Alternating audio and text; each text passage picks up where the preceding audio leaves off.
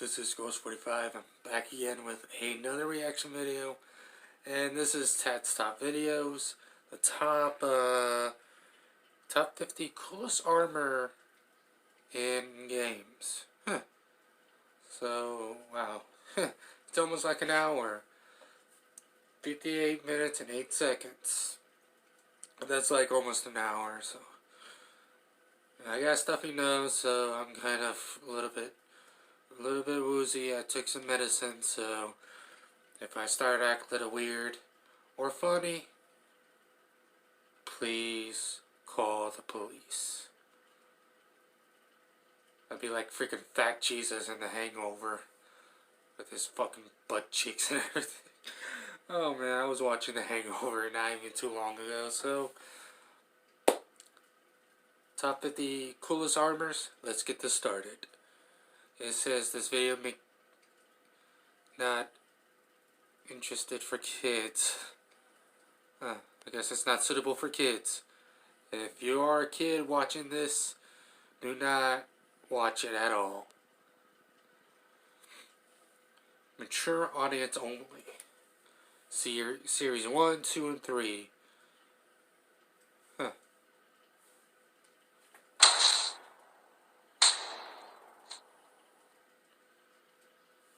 This video contains flashing lights, unsettling content, and violent content. Viewer discretion advised. No matter the powers you acquire, the allies you've made, or the weapons you wield, waging a one-man war would be suicide without your armor. Its basic function is protection, but on occasion, it may be imbued with mystical elemental powers, contain technological defenses or advantages, or simply make you look like the baddest mother to walk the battlefield. Often forgotten under the FPS view, or ignored in favor of the neat hardware. The top 50 coolest armor in games. Hell yeah. SAG Armour, Saints Row III. The Special Tactical Anti-Gang Unit are one of the perennial forces of the third Saints Row game. A highly trained government agency, their work is highly dangerous and involves a lot of top-level intel, and so impersonating them would be very wrong. Very wrong indeed. Which is exactly why you, the protagonist, can find such enjoyment in it. Done in a traditional commando style, the armor has a massive chest plate, a huge helmet, and the capacity to make you look as though you're hulking over everyone that you meet. Some rather prudent mod makers have also put together mods that allow you to change the color of the armor too, so that provides to be vastly helpful in looking even better. With all this being said, it's not the easiest thing to unlock. You have to make the right choice in the endgame to get it. As a hint, sometimes pursuing villainy leads only to government forces.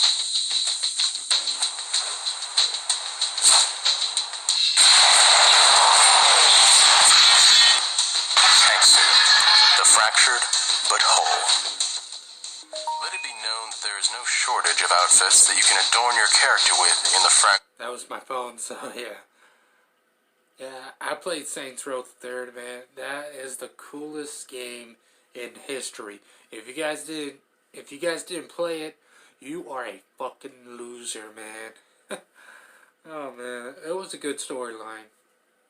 Until Saints 4, I guess it was okay, I guess, because the Earth is blown up or whatever, and you have to go to the virtual world, and Saints Row Gates to Hell.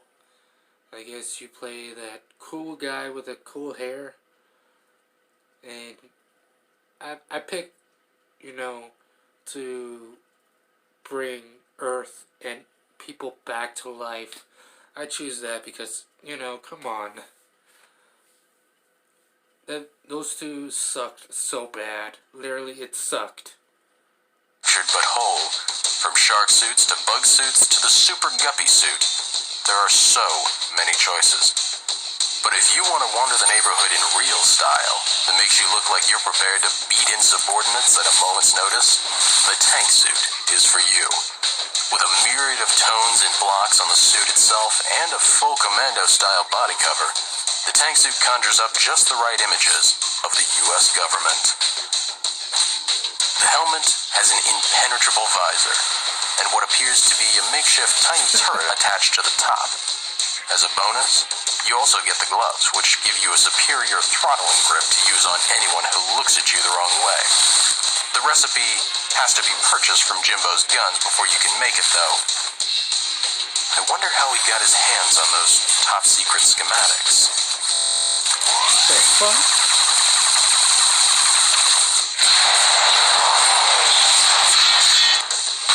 Heavy Metal Chris Armor, Resident Evil 5. The heavy metal armor that Chris gets in Resident Evil 5 has been compared to a lot of things. In Fallout 4, to the marine armor in the Alien films, and even the suits in Gears of War. If it's big, chunky, and makes you look like an impenetrable wall of steel, you best believe that the heavy metal suit has been compared to it. A far cry from Chris's usual attire of his BSAA outfits, it pads him out beyond belief, lending credits to his wide shoulders with huge shoulder pads, a massive chest plate, and heavy armor all the way down to the rest of his body. It's the kind of suit you'd want to wear if you're planning on giving the very clear message that you are not to be trifled with. Yeah, true. That's true. You want to be a big motherfucking badass, man. Man, I played Resident Evil 5, man. I was little back then, and I was kind of scared, so I didn't know what to do, and the ammo, shit. You have to aim so perfect on the head. That's like a one shot, one kill. You miss the head, you're fucked. Like, literally, you're fucked. Aldo Armor Defender, Soul Calibur 2. Aldo has one of the most intricate and fascinating backstories of anyone in the Soul Calibur series. Once the assistant of a well-known Venice arms merchant, he was left behind to guard priceless treasures in a vault, and in doing so lost both his sight and his mind. Anything that he appears attired in is well suited to his personality, with an air of menace and terror emanating from his mere presence. The Armor Defender is no exception. With black-studded padding and purple highlights, the skin-tight suit looks as though it'll grievously injure anyone who dares to come near it, and the gloves give a further indication that this is the case. Gold encases his hands, with engraved eyes on the back of them, and huge raking spikes emerge from where the fingers would be. Aldo's face is entirely concealed with the helmet designed to look like an alien, leaving his opponents to only guess what he looks like beneath. Sometimes, the scariest thing to face is indeed the unknown.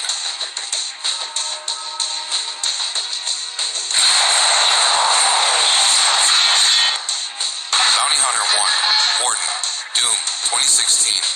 Purely a cosmetic choice, the first iteration of the Bounty Hunter class armor in Doom 2016's multiplayer mode stands out above the rest. Available from the base game, the Warden variant has its share of bulk, but looks pretty flash in deathmatch.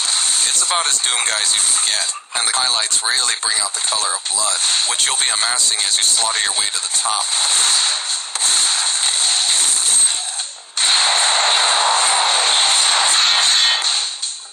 EDF armor, Saints Row 2. The Earth Defense Force is out and about and, well, in force in Red Faction.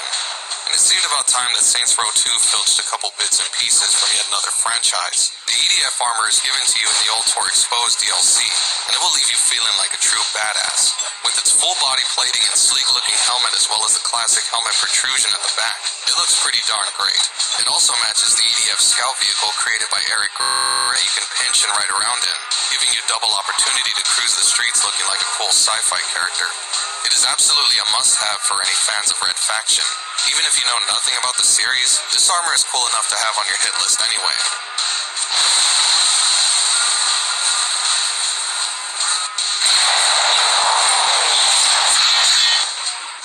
Hayabusa Powered Assault Armor, Halo 3. An alternative to the standard Mjolnir 5 power armor, the RKD-designed Hayabusa was okayed for deployment by the UNSC to supplement amongst ground forces.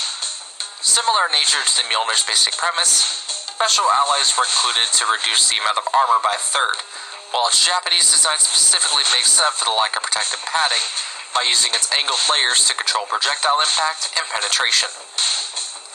The helmet's visor is vastly thinner than that of its counterpart. Although speed and power are reduced as a result of the streamlined features of the Hayabusa, the armor does still maintain many of the basic features found in other Mjolnir units, including an overshield.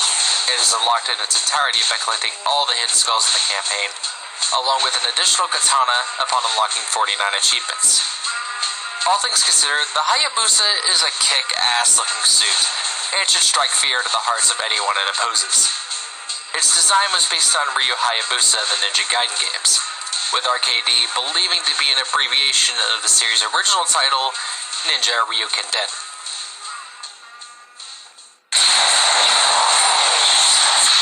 Not bad at all. Goddamn, I didn't know Halo 3 had that. Oh my god. And I have the Xbox. Oh my god. Now I want to play it. I really want to play Halo 3. My god. But, man, these armors that I'm looking at, bro, these are badass, man. Damn. Now I want to play Saints Row the 3rd. I don't have Saints Row 2, so... oh well. Holojack style. The Elder Scrolls Online. While you're making your way through the Tamriel, there's a right way to look and a wrong way to look. While there may be adventurers out there content with swanning about in their loincloths, it's not the most basic choices that stand out the most. The Holojack set of armor is an oddity in that it's only available to be acquired during the Witch's Festival event, but it is absolutely a set worth waiting for. Somewhat resembling the appearance of the Flame Atronax, it glows from within with an ominous fire, and the deep slashes in the jet black armor show this off very effectively. Perhaps the most notable aspect of this armor is the helmet, however, as it gives the wearer an almost smooth face, designed to keep their identity concealed and to unnerve their enemies. It's absolutely a set befitting those who love to look like spooks all year round.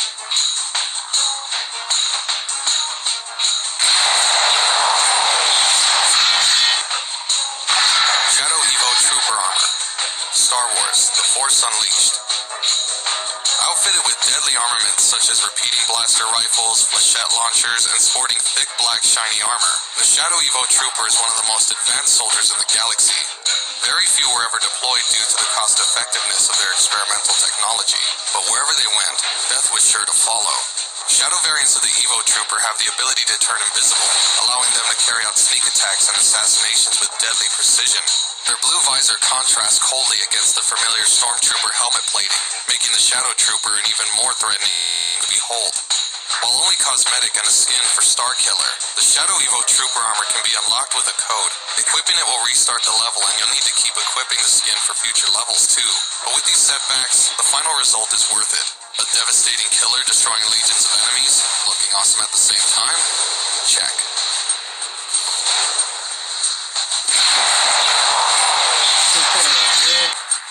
Golden Locust Miner, Gears of War 3. Responsible for mining and maintaining locust hives across the tunnel network, locust miners also dug for precious resources to aid in their battle against the Gears forces. They have thick leathery skin and sport light armor, all of which may not seem so special, but in Gears 3 multiplayer mode, earning the Gold Rifle Master Medal will net you a Gold Locust Miner skin. Whilst this provides you with no tactical advantage whatsoever, the skin itself is fun to show off to other players, and not just because it signals the achievement you made to get it. The Golden Locust Miner has a thicker Karis base visible on the bare patches around its body, bulkier armor, and gold inlays